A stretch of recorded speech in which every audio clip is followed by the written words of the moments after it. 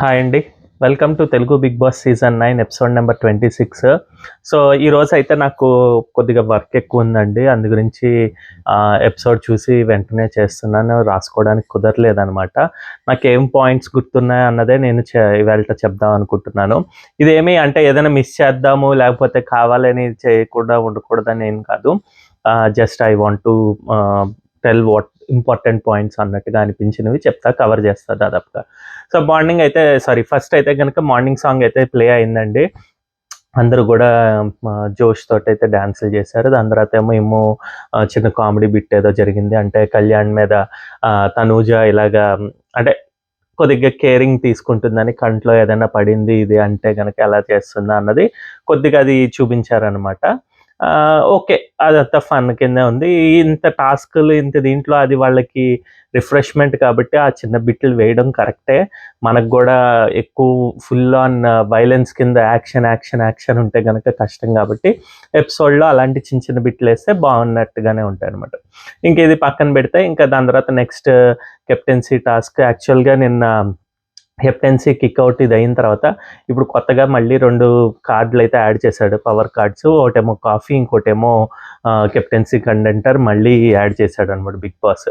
ఇది మరి అంత ముందే పెట్టొచ్చు కదా అంటే అది నాకు ఆయన ఇష్టము. బిగ్ బాస్‌ని మనమైతే క్వెషన్ ఏం చేయలేం.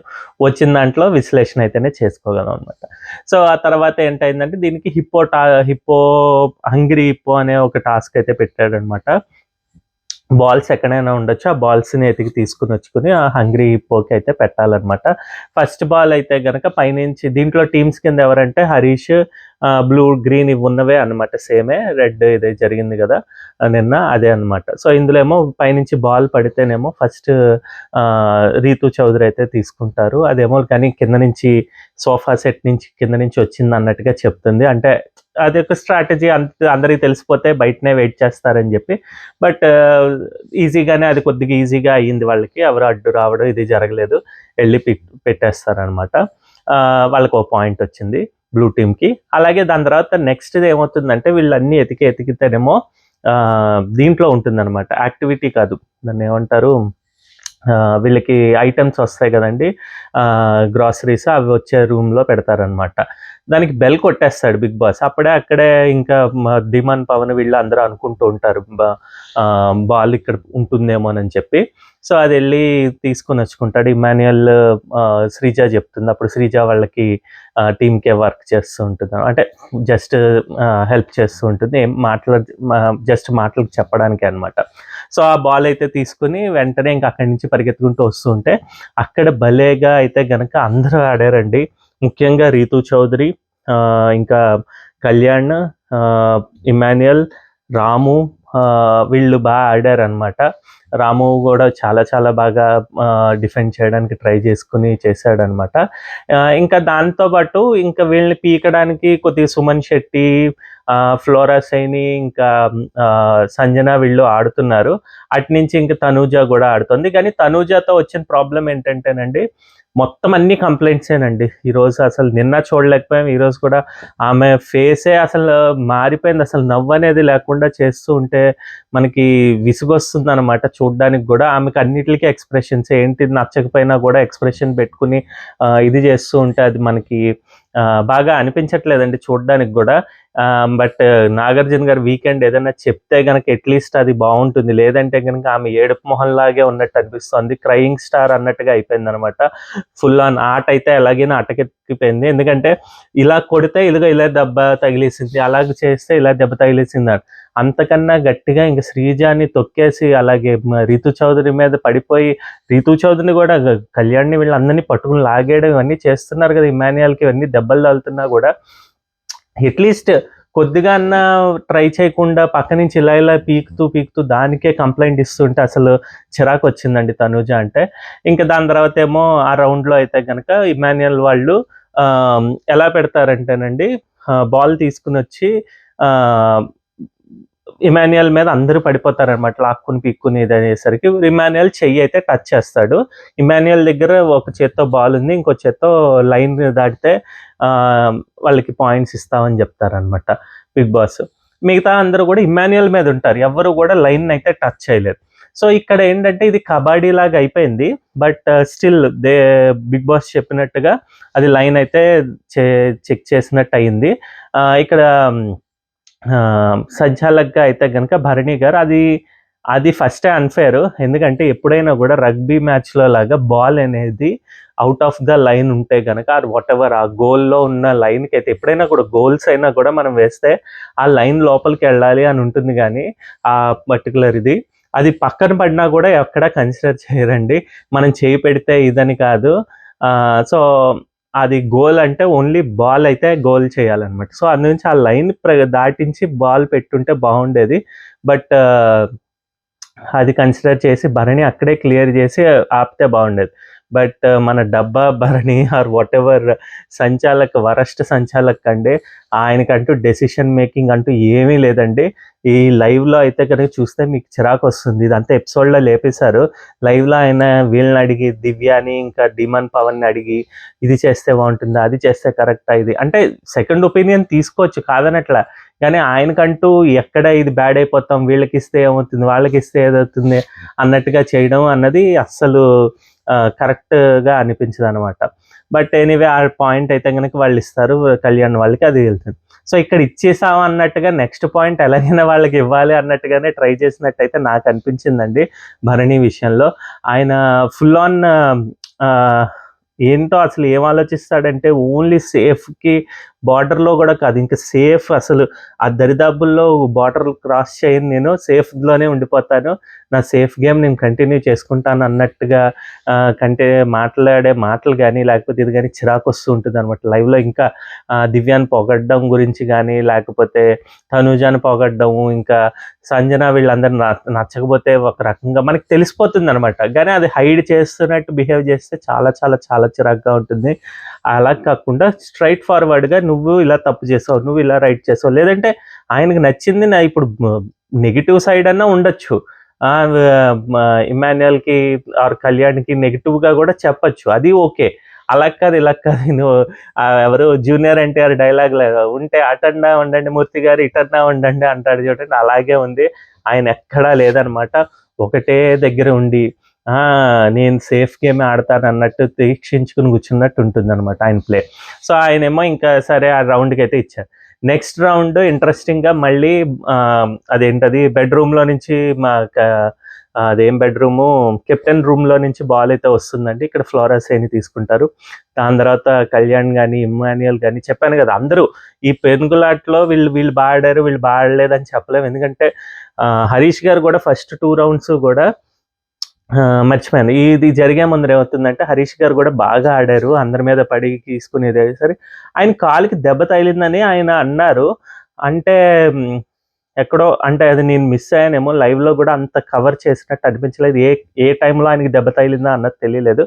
బట్ ఆ రౌండ్లో నుంచి తప్పించుకున్నప్పుడు ఇక్కడ ఏమైందంటే సంజన లేదు అన్నట్టుగానే ఉందండి. కాకపోతే ఏంటంటే ఫస్ట్ రౌండ్ అప్పుడు ఇమాన్యుయల్ దగ్గరికి మన తనూజ అండ్ ఎవరు లైవ్లో ఇది కూడా ఉంది, రీతు చౌదరి వచ్చి అడుగుతారనమాట, ఏంటి మనం టీమప్ అయి ఆడదామా అని. అంటే ఏంటి, బ్లూ రెడ్ ఆడతారు, గ్రీన్ ఎలాగైనా పోయింది కాబట్టి yellow out of the game అయిపోతుంది, సో మనకు చెరకు పాయింట్స్ తెచ్చుకుందాం అనేది వీళ్ళ యొక్క డీల్ అనుకుందాం.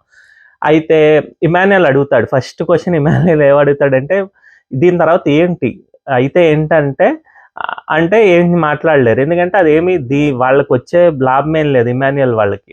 అప్పుడు ఇమాన్యుయల్కి వెలిగినట్టుంది క్వశ్చన్ ఆర్ వాట్ ఎవర్ ఆ థాట్ వచ్చి, ఇది కెప్టెన్సీ కంటెండర్ కదా, మాకు వస్తే మేము తీసుకుంటాం కదా అంటే అక్కడ ఒప్పుకోదు ఎవరు తనూజ.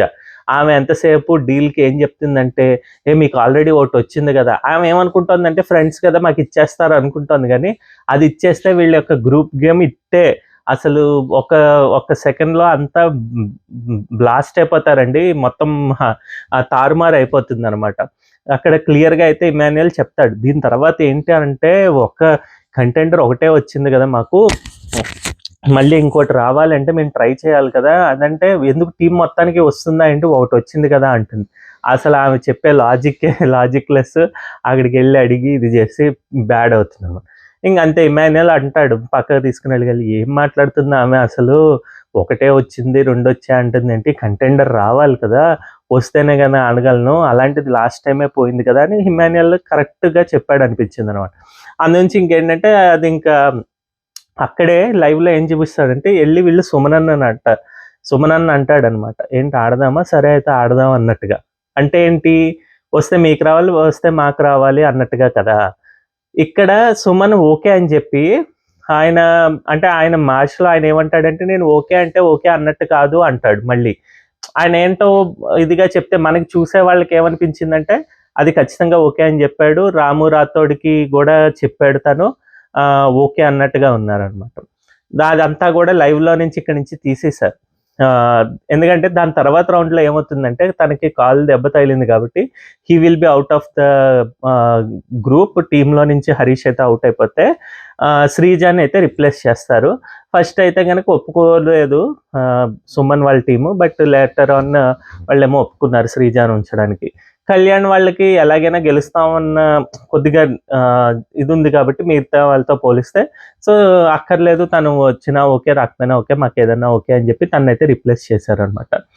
సో తను వస్తాడు, కానీ ఈ పర్టికులర్ సినారియో ఆర్ సీన్‌లో సంజన అయితే ఉండరు.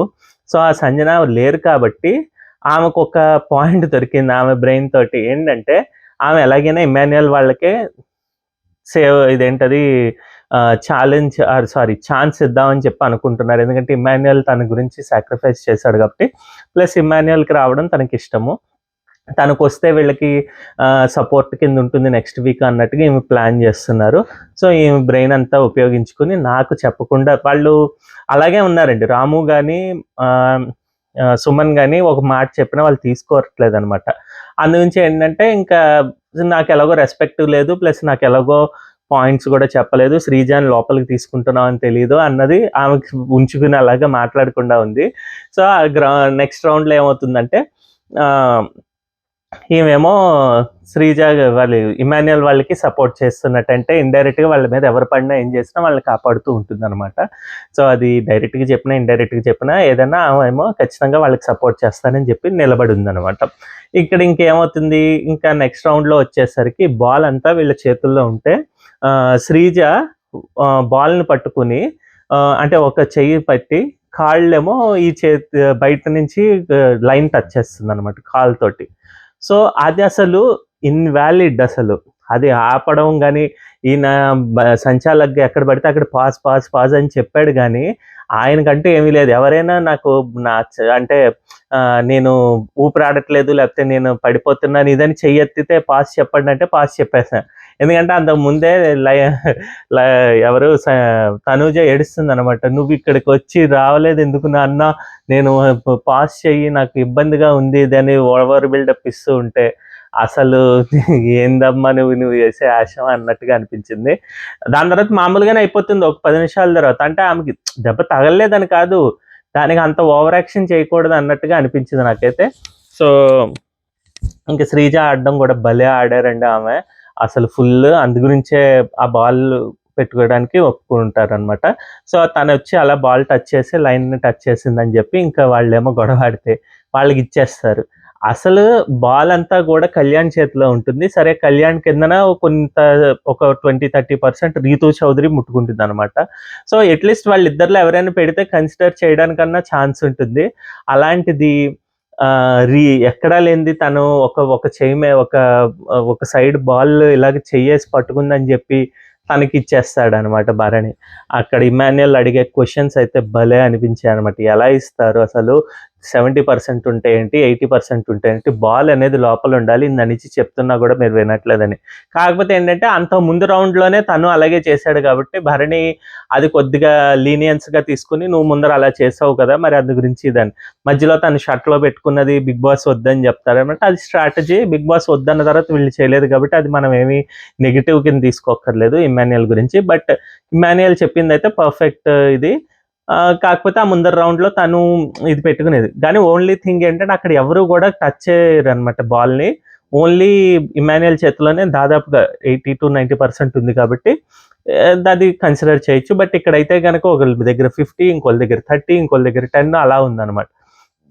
సో అక్కడైతే సంచాలక్‌గా అయితే గనక భరణి గారి నిర్ణయం బక్వాస్ నిర్ణయం అనమాట. సో నాకైతే నచ్చలేదు. ఇంకా దాని తర్వాత రౌండ్లో ఏమో ముందర ఎవరు ఇక్కడికి ఇప్పుడు 2-2 వచ్చినట్టుగా, సారీ 1 ఒక నిమిషం 1-1-2-2 ఓకే. ఇప్పుడు దాని తర్వాత రౌండ్లో మళ్ళీ పట్టుకుంటారండి, బయట నుంచి ఓ బాల్ వస్తే అక్కడ ఇమాన్యుయల్ వాళ్ళు పట్టుకుని పెడతారు. సో అది కూడా వాళ్ళకి ఈజీగా కొద్దిగా దొరికినట్టుగా అనిపించింది నాకు.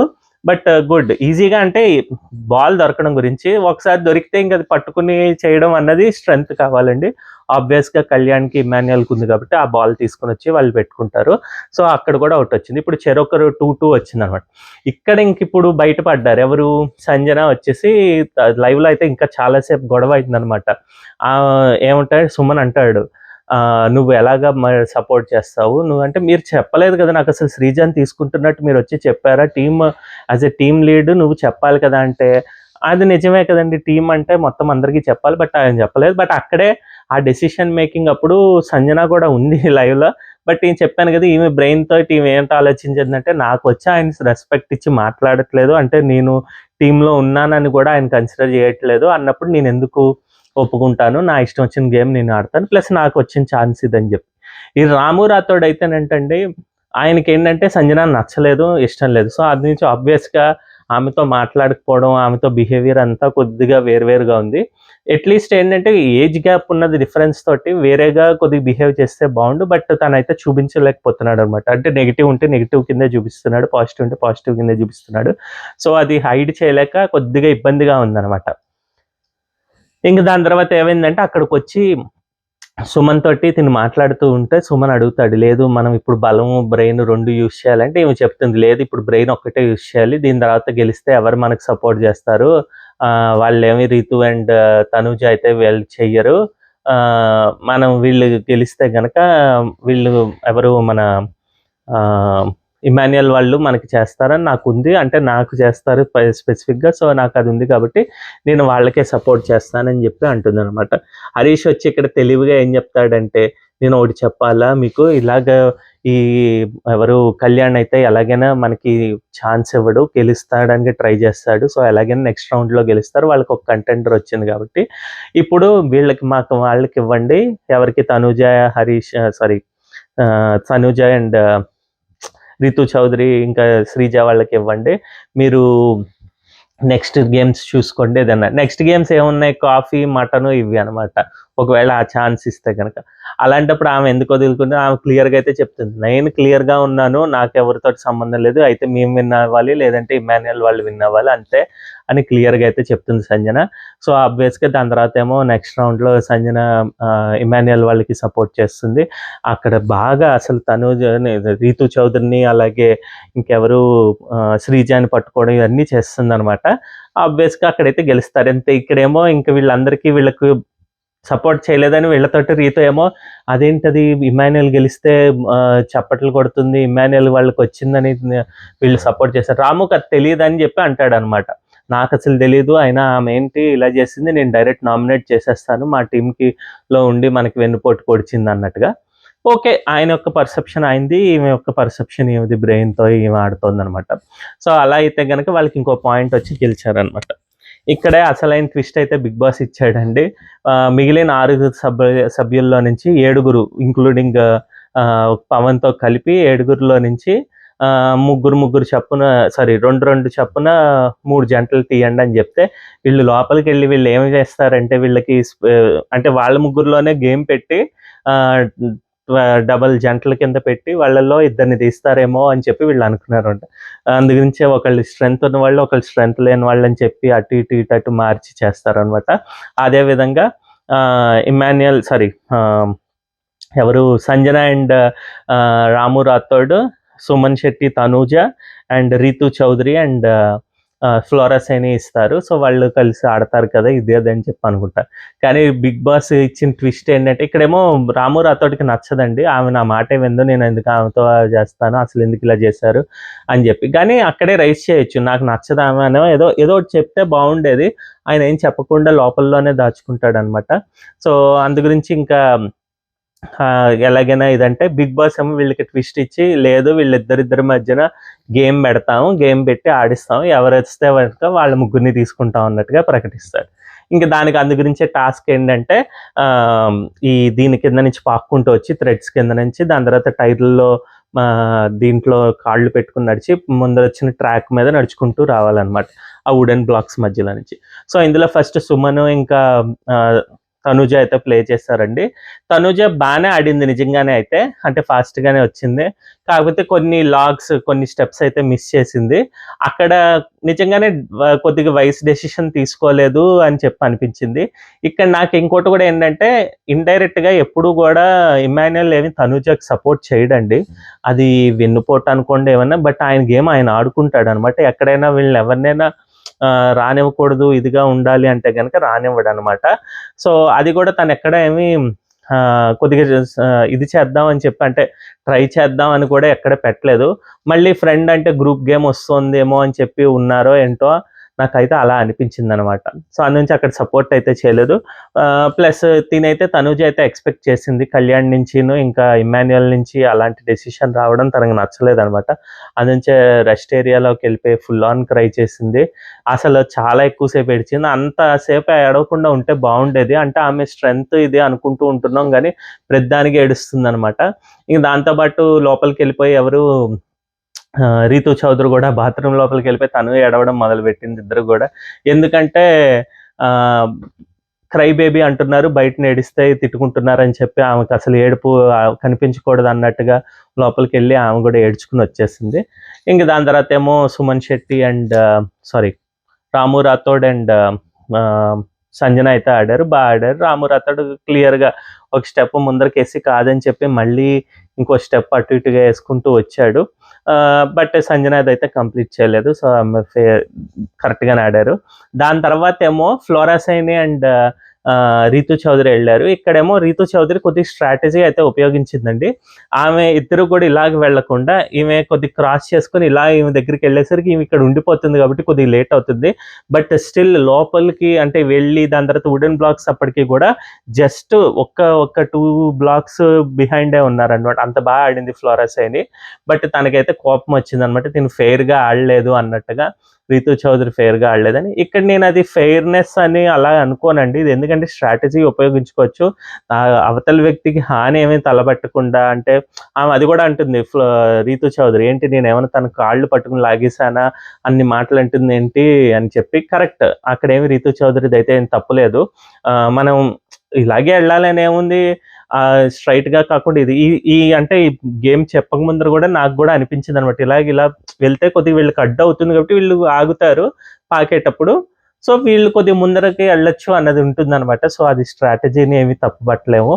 అందులో అదేమి బ్యాడ్ స్ట్రాటజీ కూడా కాదు. ప్లస్ వీళ్ళకేమి అంటే ఇంకో కంటెస్టెంట్కి హాని తలపెట్టేది కూడా కాదనమాట. సో రీతు బాగానే ప్లే చేశారు. ఫ్లోరా కూడా చాలా బాగా ప్లే చేశారు. ఎందుకంటే అంత చేసినా కూడా ఓన్లీ 2 బ్లాక్స్ బిహైండే ఉన్నారనమాట. ఇక్కడేమో భరణి వచ్చి చెప్తాడు నువ్వు ఎలా ఆడావని ఇదేదని. వీళ్ళందరికి కూడా అది నెగిటివ్గానే అనిపించినట్టు ఉంది కానీ బట్ నాకైతే అదేం అనిపించలేదు, బాగా ఆడారు అన్నట్టుగా అనిపించింది. సో అదండి ఈరోజు ఎపిసోడ్ మీద నా ఒపీనియన్. మీకు నచ్చినట్టయితే థమ్స్ అప్ ఇవ్వండి, నచ్చకపోతే థమ్స్ డౌన్ ఇచ్చి కమెంట్ చేయండి. మళ్ళీ రేపటి వీడియోతో మేము ముందరికి వస్తాం. బాయ్ అండి.